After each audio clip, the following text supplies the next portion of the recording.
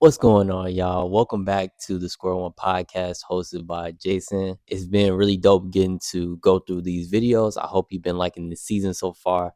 Also, the last season as well. So, if you haven't checked out the last season, I would definitely recommend you binge watch them. Some of the recommended videos that I have for my podcast would definitely be the Aaliyah interview was pretty interesting. So, I would definitely say check that one out. I did a video about TikTok and music.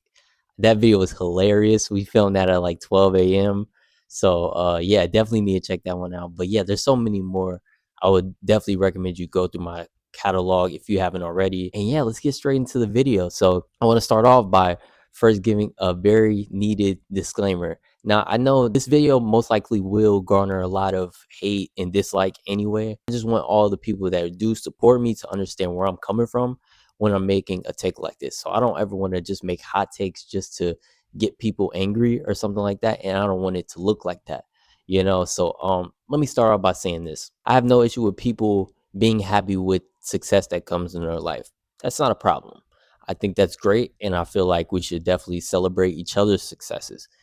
So if you see one of your mans is going crazy, tell your homie, like, yo, you've been doing your thing. Like, don't feel like I hate this whole culture that we have of you're glazing or whatever. Like, no, if my friend is doing good, he's doing good. And I should be able to tell him that, like I feel like it's childish if you feel like you can't tell your mans that he's doing his thing out here. There's no malicious intent to this video. I'm not coming at anybody who's done this before.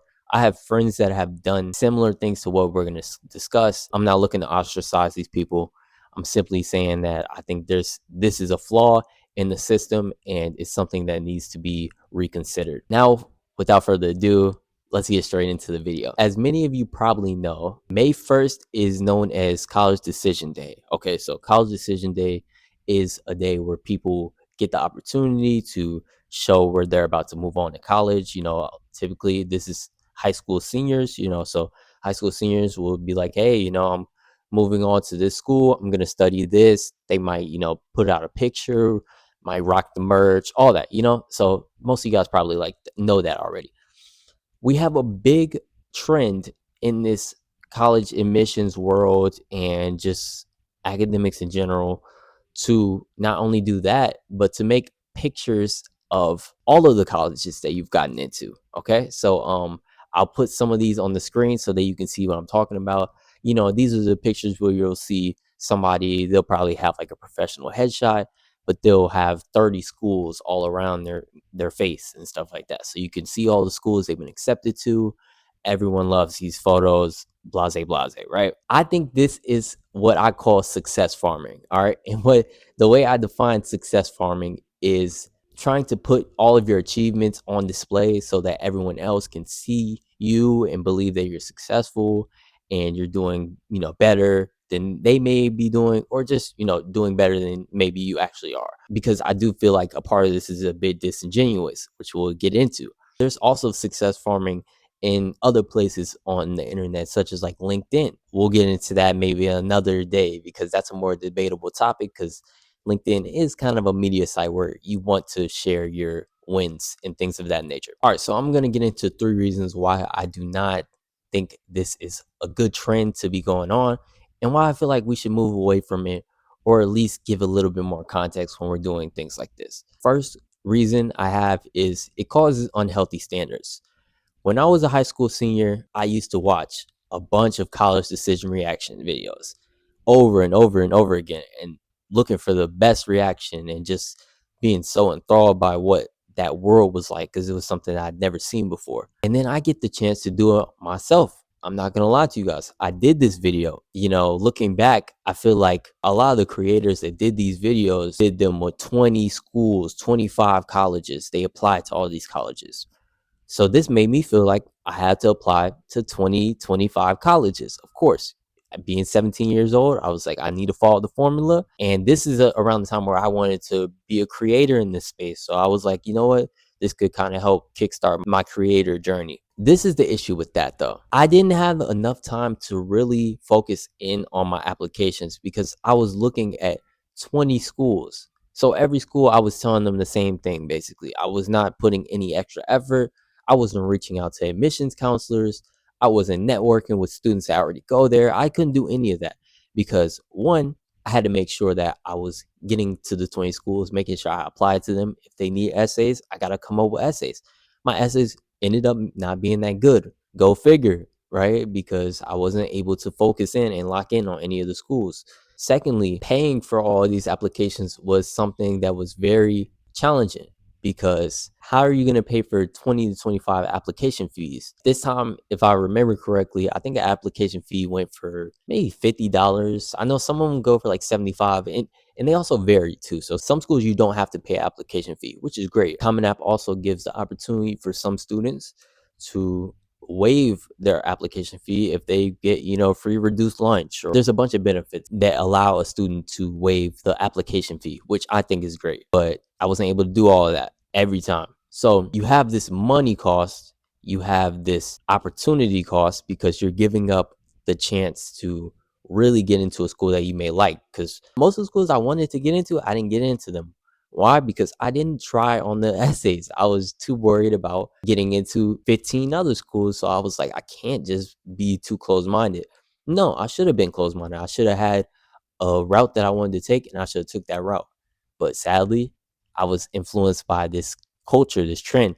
So I don't think college decision reaction videos are the issue. Let me actually start by that. I don't think those are always the worst videos to make. And the reason why I differentiate the college decision reaction videos from the trend college decision picture is because a college decision reaction video doesn't have to be multiple schools. There's been people who have made one school where they like apply to Harvard, like my friend Amy Wang. She kind of mentored me when I was making some of this content. But to do the trend, you have to have a bunch of colleges. Because imagine you made a picture that had like 5 colleges, 5 schools. People are gonna look at you like, bro, you ain't follow the directions. Like you didn't understand the assignment. Like that's how they gonna come at you. So you feel like you gotta catch up. You gotta live up to a certain standard. And I feel like that standard is unhealthy. I don't think that it's a good route to take. I had a friend, shout out Antavion. I think he said he applied to like 40 colleges, maybe like 50. From the start, I actually was thinking about going to a PWI, and then I kind of just didn't know exactly what I wanted and where I wanted to go. So I kind of just applied everywhere because I think I got accepted to like 60 plus schools, something like that. Schools. That's That's crazy. including HBCUs, PWIs, just all schools for real, small schools and crazy. stuff. He would probably tell you the same thing. He probably wished he locked in, connected with a certain school and all of that, So that's the first reason. My second reason is these college decision photos can be a bit dishonest. If you've ever seen some of these photos, they like to tie in that they earn 2 million in scholarships or $1 million in scholarships. But let's really break that down. All right. When I was in high school, before we graduated, right before, we did this little award ceremony, and it was basically awarding everyone who was going off to college, workforce, wherever you were going. You got to make a little slide and you could tell people, what scholarships you got and things like that. There's this one girl, I'm not going to say her name. She ended up putting on her slide that she got $1 million in scholarships. And the whole audience was like, yeah, like they were like so happy for her. They were like, yo, this is crazy. Like, this is amazing. I really thought about it and I was like, wait, I know, because this isn't the school who she's actually an athlete. She's a student athlete, but they don't give out student athlete scholarships. So I was wondering to myself, wait, what does she mean? And then I thought about it and I was like, oh, a lot of people are starting to do this. This is around time where people were starting to add up their scholarships at every school. What do I mean by this? So say you get into Florida State University. Florida State University gives you $50,000. Say you get into Georgia Tech University. They give you another $50,000. Some people are going to say, I've been awarded a total of $100,000 in scholarships. The issue with this is you can only attend one of those schools. You can't go to Georgia Tech and Florida State at the same time. They're not going to allow you to. Or maybe you could, but I mean, you're just not going to do it, right? So you're actually only coming home with 50,000 in your scholarship. So when everybody heard the $1 million in the auditorium, being from Ferguson, Missouri, we hear $1 million and we were ecstatic, but like we were like, yo, this sounds amazing, not really thinking what that meant, and then she later clarified that, hey, this is what I'm getting at my school but this is what I've gotten from all of the schools that I applied to. This scenario reminds me a lot of the bootleg Kev video with Big Boogie, and I'm gonna put that clip up right here so you'll know what I'm talking about. A scholarship and everything. Where at? I think it was like in Jacksonville. Yeah, a big band in Jacksonville. It was a big college though, and they offered me like 15, some shit like 10 million or something like that, 5 million, something like that. Wait. A scholarship. Okay, but not $5 million. They offered you $5 million to play the drum. Yeah. You sure they offered you $5 million? I turned it down. All right, shout out my boy Kenny. I know he just loved that clip right there if he's watching. But you could tell when Boogie said he got $10 million for a scholarship to do drums or whatever he said. We all look at that and we just laugh. All right, we know he's lying. Or he's not, maybe he's not lying, but he's not telling it accurately. And maybe he didn't know how scholarships work. You know, a lot of people are naive to how scholarships work.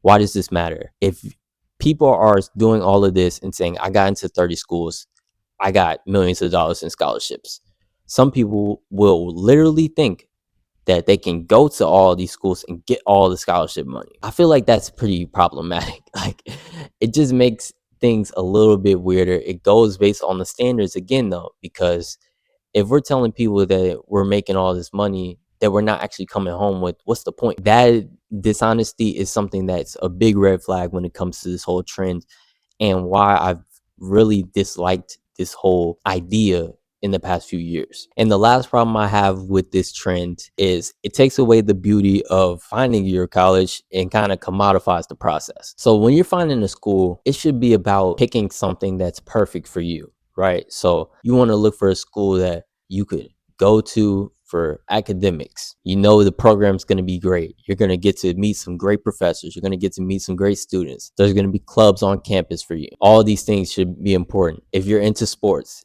you'll have that intramural sport culture that you wanted. Or maybe you just like to watch the games. You get to watch your favorite college football team since a kid. You know, maybe your dad was a fan of this college and you're finally getting to go, and it's a family celebration, you know, because you guys finally get to see what it's like to be a part of the team, kind of. There's so many more things that go into a college process. When you're doing something like this, it really takes away the beauty of it, because it becomes no longer about what you want. It's now about how many schools can you get into, how many can you put on this picture, how good can you look in front of everyone else. That's the issue we have with social media in general, though. Everyone's trying to portray an image while not staying authentic to who they actually are and what they want to do and their passion. Guys, I just transferred to WashU last year. If I would have liked, I could have applied to 50 schools, 50 safety schools. They have an 80% acceptance rate.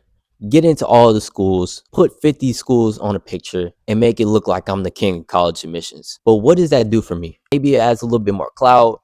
Maybe people text me and say, yo, you did this, bro. You did that. Congrats. Like, you the man. But at the end of the day, am I going to get to go to any of these schools? No. Do I want to go to any of these schools? No.